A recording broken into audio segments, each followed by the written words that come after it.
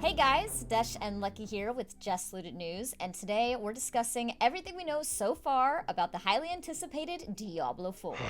Fresh meat. Alright, Lucky, what are we starting off with today? Alright, let's start with the plot. Diablo 4 takes place in the aftermath of Diablo 3. It appears Lilith is being summoned by a group of cultists, and due to the ongoing war of the previous games, the forces of demons and angels have been greatly diminished, giving Lilith the opportunity to gain power in Sanctuary. So as far as story goes, this is already grabbing me. I mean, this already sounds really epic. Yeah, I'm really excited to see what's become of the world where we left off in Diablo 3 and the Reaper of Souls, and to see how those changes came and what impact our decisions had on the world of Diablo and Sanctuary, and to hopefully see what became of some of those characters that we ran into along the way. So what can you tell us in regards to Diablo 4 classes? Okay, so what we know so far about Diablo 4's classes are that so far they've announced 3 of them, and they intend to have a total of 5 available at launch. So far they've announced the Barbarian, the Sorceress, and the Druid. The Barbarian will be your hack and slasher. The Sorceress will wield cold, lightning, and fire spells, and the Druid appears to be a shapeshifter with nature-related abilities such as earth and storms.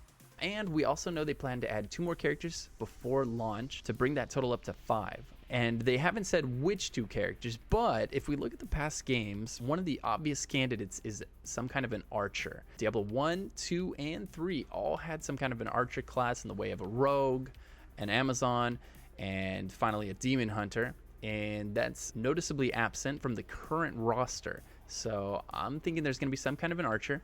And the last one is a bit up in the air. There's a lot of classes that made appearances in 2 out of 3 of the games, such as the monk, paladin, and the necromancer. Those all seem like great options as well, because each of those has been in multiple iterations of this franchise. But which one they land on, I guess we'll have to wait and find out. Is there any class that you're particularly excited about playing in Diablo 4? I loved playing the big old two-handed barb in Diablo 2, and I like the necro as well. I was gonna ask, do you know if there's gonna be any way to like kind of combine classes in 4? Have they touched on that at all?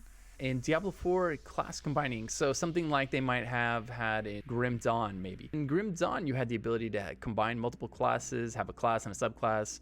It's never really been a thing in Diablo and the Diablo franchise. However, I guess in Diablo 2, you're able to spec into 2 different trees, which kind of felt like a class and a subclass system. So you could go a cold and a fire stork, for example, pick 2 different trees to build out. We don't know. The tree that they've shown us so far in Diablo, they have shown us a very small example of what a tree might look like for these classes. It was very limited. It was also like pre-alpha. So I fully expect those trees to expand, and I hope they expand a great deal from where they were and what they've shown us so far. But as for myself, I can't wait to jump onto a sorceress and really try slinging that magic, throwing elemental spells. I'm always excited by sorcerers, sorceresses, wizards, anything that's throwing magic around. They always have really cool looking flashy abilities, so I can't wait to see what the dev team comes up with for the sorceress. What about the OP? Is it like this? It was like a static or lightning skill that was like basically endless in Diablo 2. Oh, static field. Yeah, static field. I'm not sure that should make a return. I loved the skill in Diablo 2. Nice it and was a hardcore bit runs. powerful though, so we'll see how that turns out. Yeah, that was great for the hardcore playthrough we just did, wasn't it?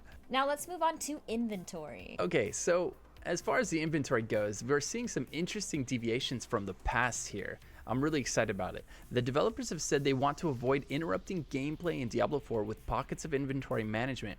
In the gameplay demo, we definitely saw this ideology being realized, as they had separate tabs for different types of inventory.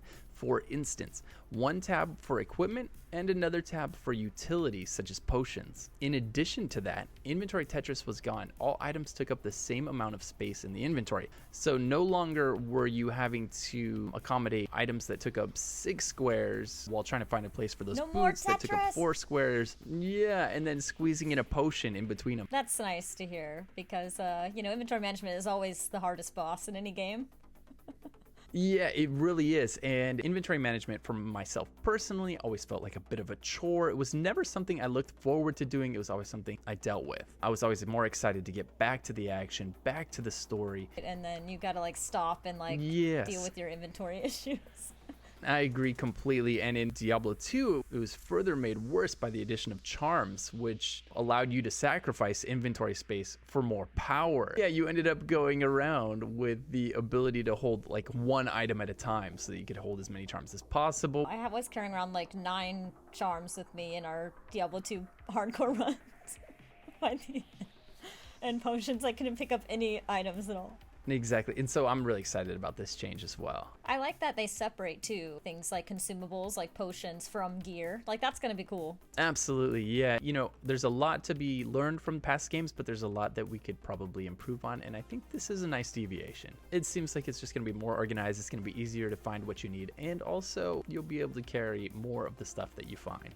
Now, Lucky, what can you tell us about attribute points? All right, for attribute points, what we know is we're going to have angelic power, demonic power, and ancestral power as our 3 options for our attribute points. They're moving away from the vitality, dexterity, strength, and magic options that we had in previous iterations because they felt like there wasn't really a choice there, or at least that ended up being the way everyone played the game. You would put the absolute minimum points required to wear your gear into strength and dex, and then you would just dump everything else into vitality. And that became very true in Diablo 2, although, you know, there were deviations from that, but for the masses, that's how it ended up being played. And so they're hoping to come up with a system where you still get the points to invest, develop your character in a meaningful way, but while also still giving you meaningful options and meaningful choices, so that you don't feel like you have to put the minimum stats into one and then dump everything else into the other, because that stat is just by far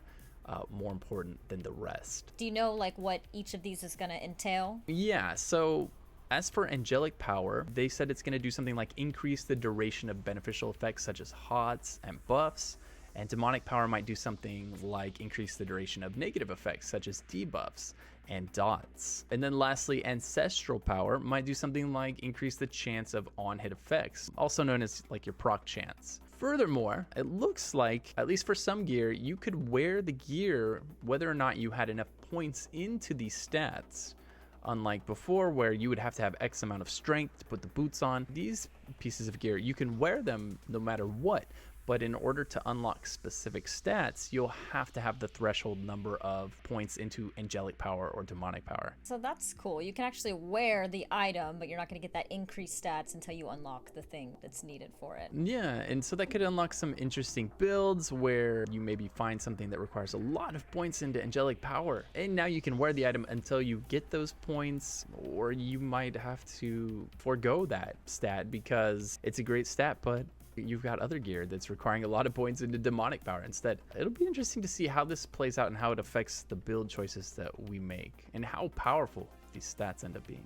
All right, now let's cover Diablo 4 MMO Elements. There's been a lot of speculation about, is this game going to be more like an MMO or more traditional Diablo style? So Diablo 4's dev team has made it clear that this is going to be an ARPG first, but it is going to have some MMO elements. It's definitely an ARPG though. They've taken great care to emphasize that. What does this mean for us, the player? Well, it looks like what this means is as you're going through the game, you're going to run into players, especially at player hubs such as towns or villages. Then there will be world events such as a large boss that you can take down with other people in the world randomly, but they made it clear that the dungeons you enter will be instants as well as critical story elements, so you're not going to have someone running around ruining pivotal story moment for you. You'll still be immersed in the story, at least the first time you play through it, it sounds like, but then you will team up with randos or friends as you progress and need to take down like a world boss, let's say, or something. Yeah, and it's going to be interesting to see how in an open world game they're able to retain that ARPG feel. The ARPG base has become accustomed to now, where you've got your own world, your own group of mobs that you get to kill, and you're not competing with anyone else for these mobs. Or loot. Yeah, for loot or experience or anything, you know, usually it's all yours, and you run through it and you just demolish it. There's no competition, there's nobody in the way, and there's no one having any kind of an impact on your gameplay experience. It'll be really interesting to see how they're able to handle like mob refresh rate.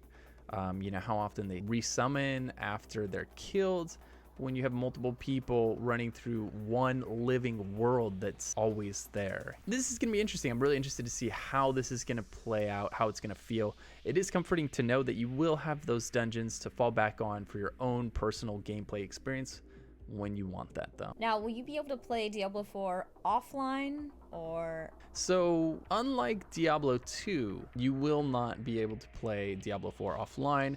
This is more in line with what they did in Diablo 3, which also left out the offline feature. I think most games today are kind of moving in this direction, so it wasn't very surprising.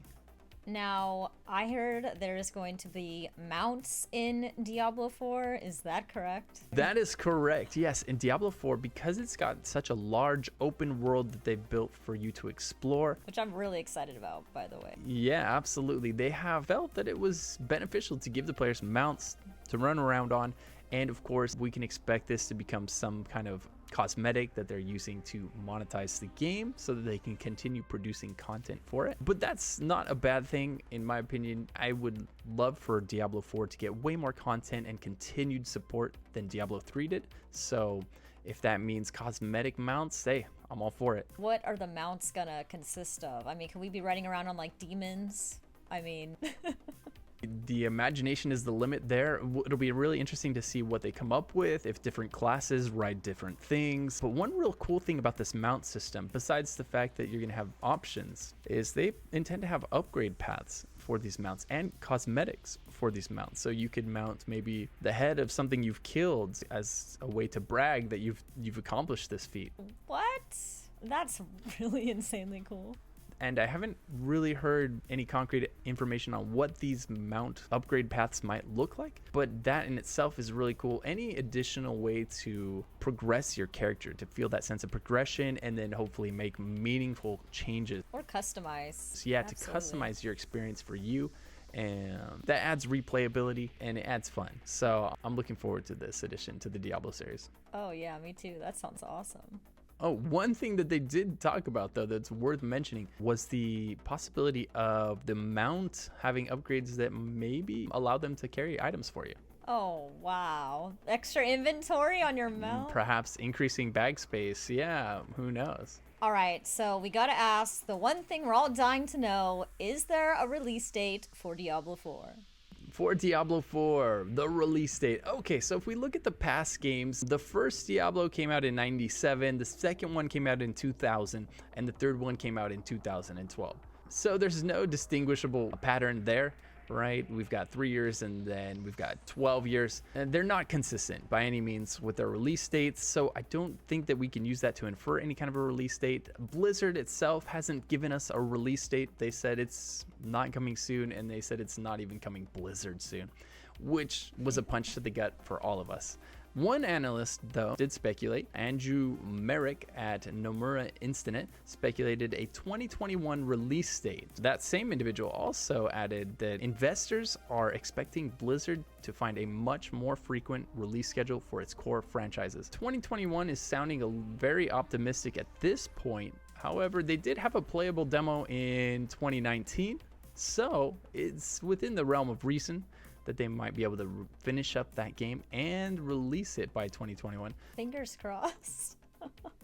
Now, Blizzard isn't able to do a BlizzCon this year, but they are going to do some kind of online event, and hopefully we can get some more information on the release date then. And that about wraps it up. If you liked this video, please give it a like, and don't forget to subscribe, and be sure to check out news.justlooted.com for all your ARPG and gaming news.